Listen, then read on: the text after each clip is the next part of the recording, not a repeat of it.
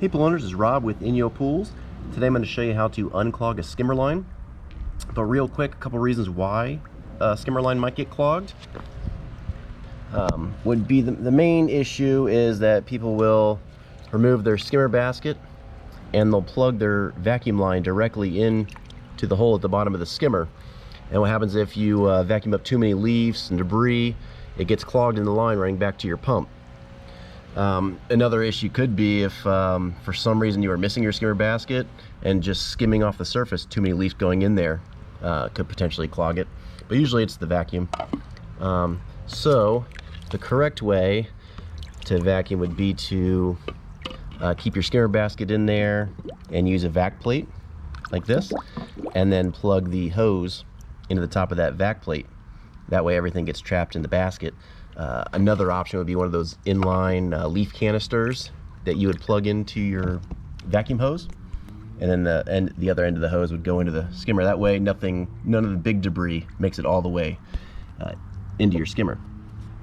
But with that said, let's go ahead and show you how to unclog that skimmer line. Okay, so I've gone ahead and turned off the pump, removed the lid and the basket. The next thing I'm going to do is isolate the skimmer line.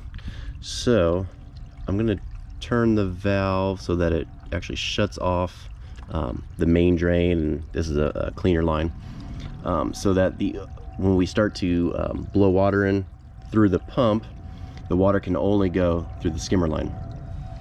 Alright, there are a couple different methods on blowing out the skimmer line, and one would be with a garden hose and a rag, and you would stick the hose into the intake port there back towards the skimmer, and then wrap up the hose and kind of plug the hole, so that way when the water starts running, it's not pushing back into the pump, it's all being forced through the skimmer line.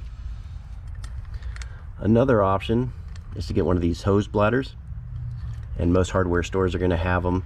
You just want to make sure pool plumbing is usually anywhere from 1.5 inch, 2 inch, 2.5 inch, possibly 3 inch. So you want to make sure the bladder will expand enough to fill up those lines. But you basically attach this to the end of the garden hose. You stick it in the intake line of the pump, and then when you turn the water on, the rubber bladder expands and pushes the water back towards the skimmer.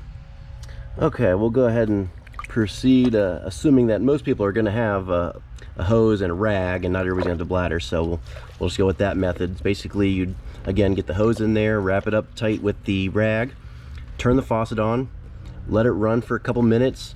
The water is going to push towards the skimmer. It helps if you have somebody over by the skimmer and they can tell you if they see debris coming back up or water shooting through. So again, run that for a couple minutes. Then what you can do is take the hose out, put the pump lid back on, turn the pump on, and see if it starts working. If it does, you're good to go. If it doesn't, I would repeat the steps again. Another thing you can try with the hose is you can crimp it and then uncrimp it, and it'll just give a burst of water through there, and hopefully that'll loosen it up. And if you're still having issues with this or the bladder, I'd maybe contact a pool professional after that to see, because it may take more work. But if you have any questions about this topic or anything pool or spa related, visit us over at inyopools.com. Thanks for watching.